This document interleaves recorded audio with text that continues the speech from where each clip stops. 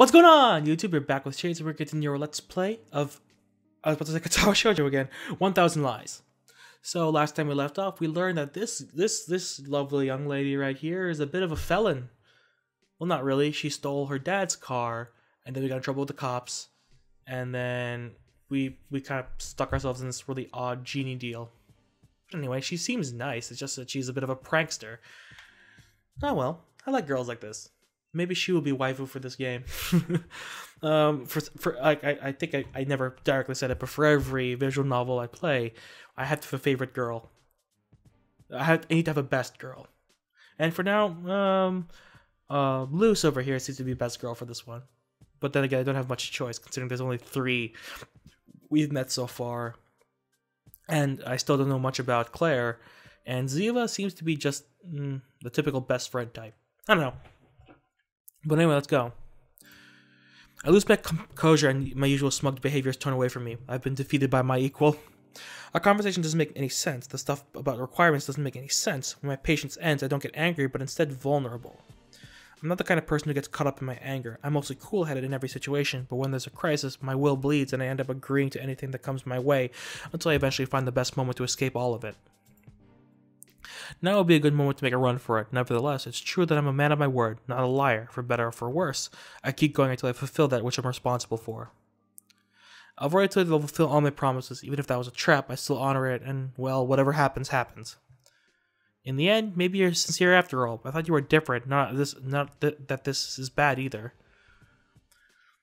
Luce flashes a cunning smile, a mixture of dark and pernicious joy that I somehow find appealing.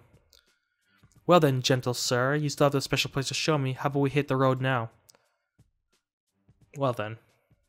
In the outskirts of the town, beyond the park, is an abandoned neighborhood. There is a small, unfinished library.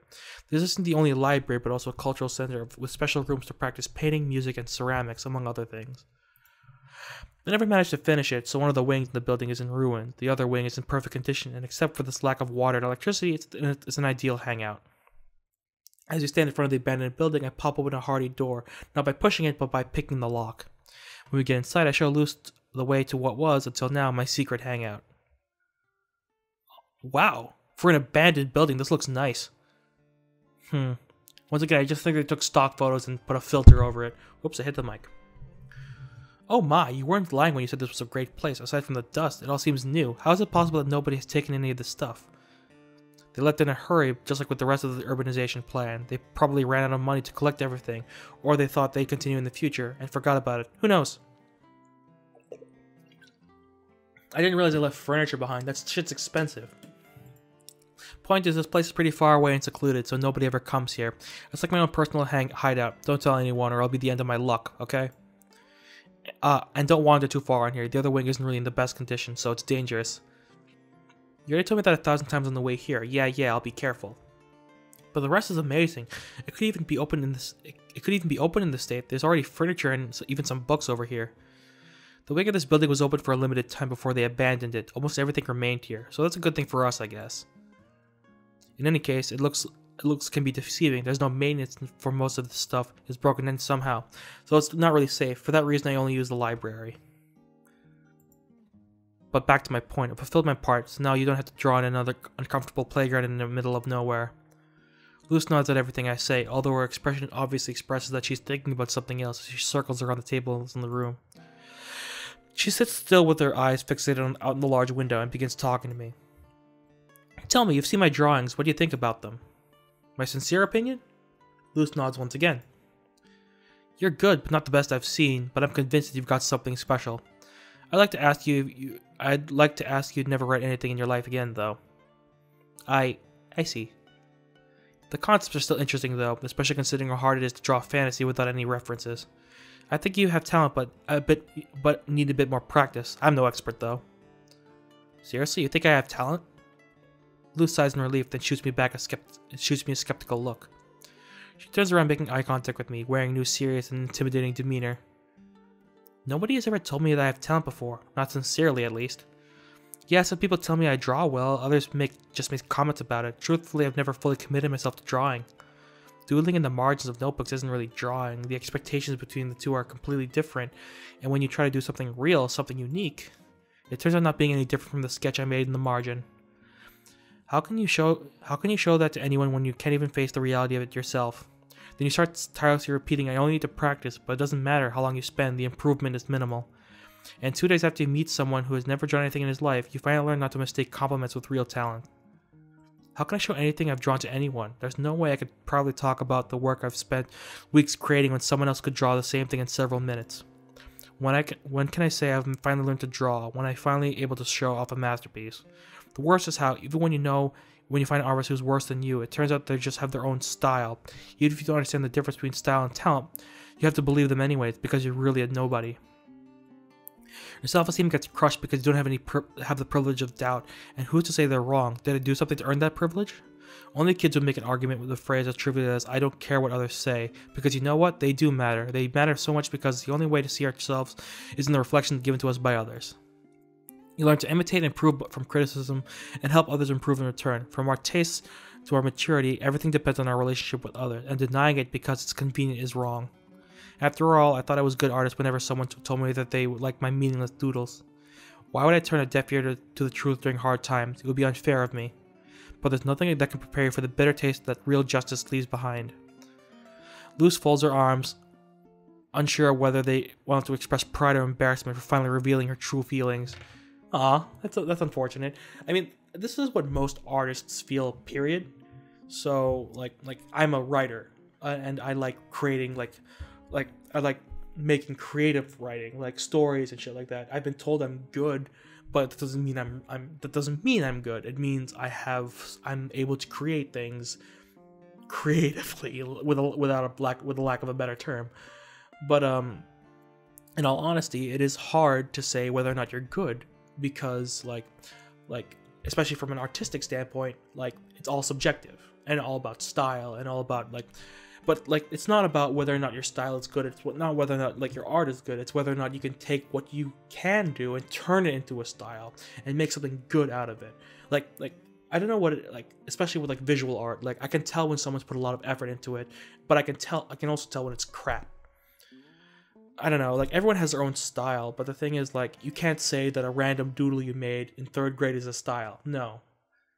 And when it comes to literary art, it's a lot harder to make a style because more often than not you take inspiration from things that you've read or you've absorbed. For me, the media I create is very reminiscent of anime put to novelization, and I've been told this, and it's because I absorb a lot of anime. I haven't read a real book in years.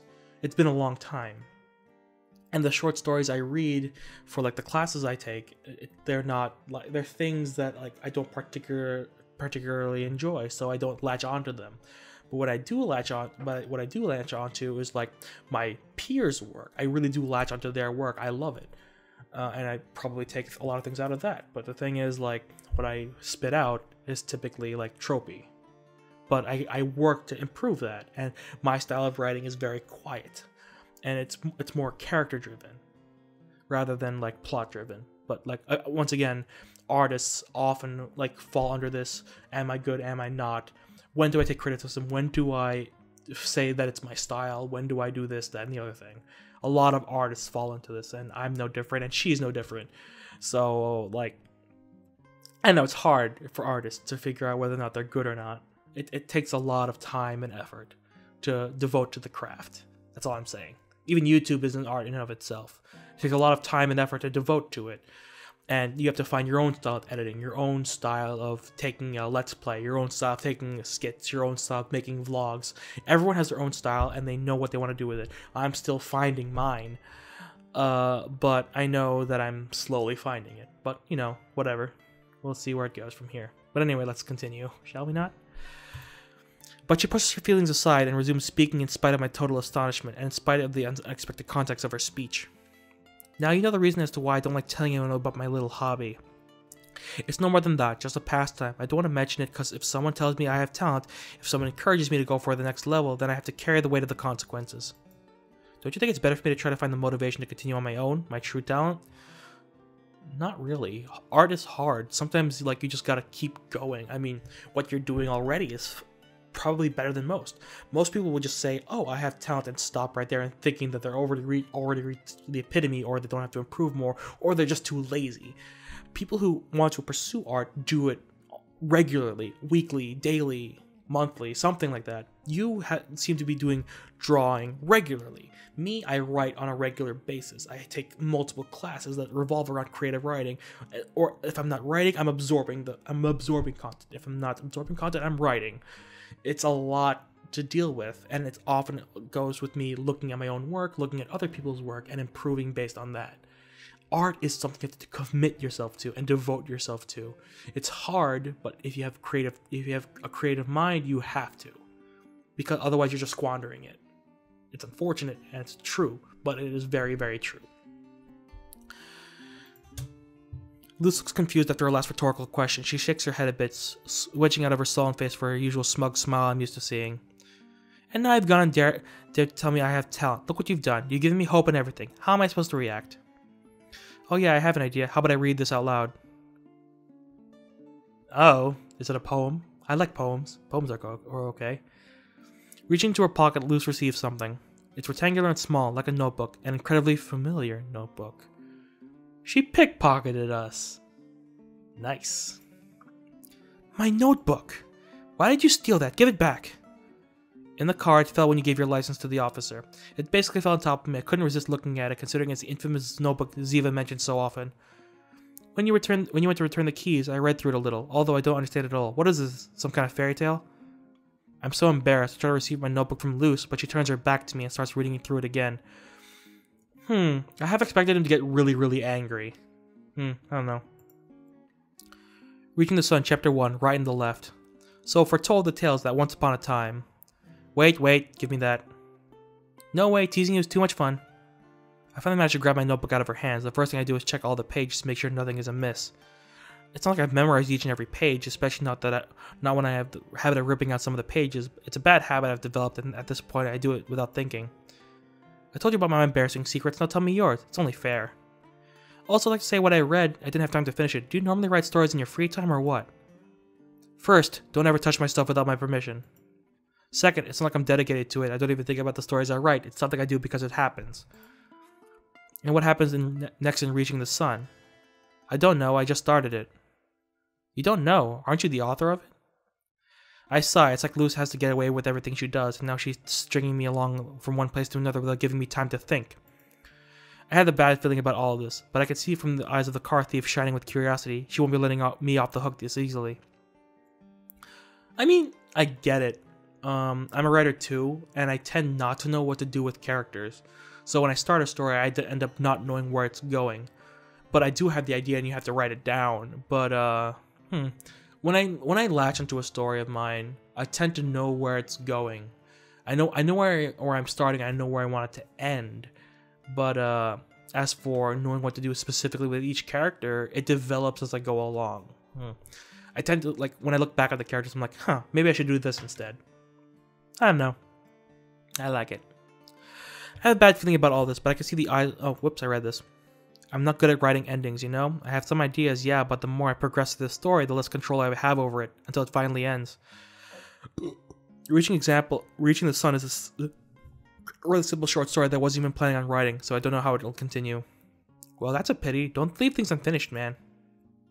Look, to tell you the truth, I was also about to give up my drawing hobby not too long ago. You saw the garbage in the playground with your own eyes. I don't want to show that world something that I myself don't like, all those failed attempts. It's like I was saying before about motivation. I've been thinking, and maybe I need someone around who will force me to keep working. Someone by my side who forces me to do it, even if I die from embarrassment along the way. And even if I realize I'm not cut out to be a real artist. What can I say? I couldn't think of anyone who would help me in that way. You know how everyone is. They're playing the game until they eventually toss everything aside. But now there's someone who knows my secret. I can't do anything to hide from him anymore. I don't like where you're going with this. Why not? The more you think about it, the harder it is to take the plunge. It's crazy, we both know it, but it's going to happen and you can't stop it. Don't make decisions without me. I'm not going to accept that. But you already did a while ago. I want you to continue writing your story, but from now on, I won't collect the dust on your notebook. We can come here together from time to time and keep each other company while we work. You and your story, and me and my drawing skills. That way, maybe I can even use what you write as inspiration for my illustrations. Sorry I'm reading fast, but I'm excited. The things we're both embarrassed about can become something we share, our little secret. Didn't I say before? Two people can't truly become friends until they share a secret between them. Yeah, and you almost got us killed too. I don't think it's a good idea. I don't believe we'll get very far with your plan. I was a total stranger not too long ago, wasn't I? A pervert even. So what's with this sudden change of heart? It's either a hunch or insanity, or maybe I'm just tired from the usual monotony and any excuse to change is good. You just happen to be the first to offer that. You'll have to find a different nut to go along with your plan. Nut! Incorrect. You've already accepted, as long as you didn't lie to me earlier. John McLazy is my third requirement. This is my third requirement. From this moment onwards, I want us to meet up regularly to work together. Together we'll finish your fairy tale. What was with the flash? That was weird. You keep getting the name wrong on purpose to mess with me, right? 1,000 Lies. I'm starting to get the title, though. It's like, The lies... Whoa.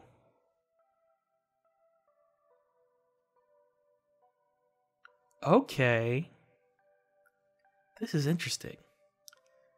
I honestly want to keep going, but I feel like I should end the part here. It's a little short, but I guess I should use it just to put my thoughts together and save, Yes. So,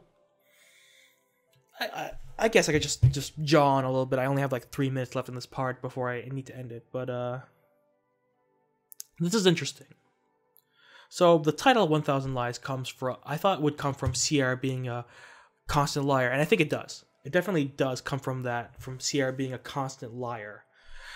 But it also comes from the lies that all these characters seem to tell. Like, Ziva often misleads teachers to get what she wants.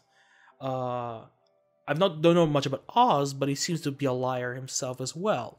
He's just he's a big womanizer, but I feel like we're gonna get more of him later. And Claire, we don't know anything about, but Luce is also a bit of a liar. She's not a liar in the sense that she misleads people like Sierra does, but Luce lies about her hobby. She says she's not an artist, and if someone confronted her about it, she'd probably deny it and walk away. But now she has an excuse to practice, and she's using Sierra as that focus, which I find interesting. It seems the story is taking a path that I did not expect at all.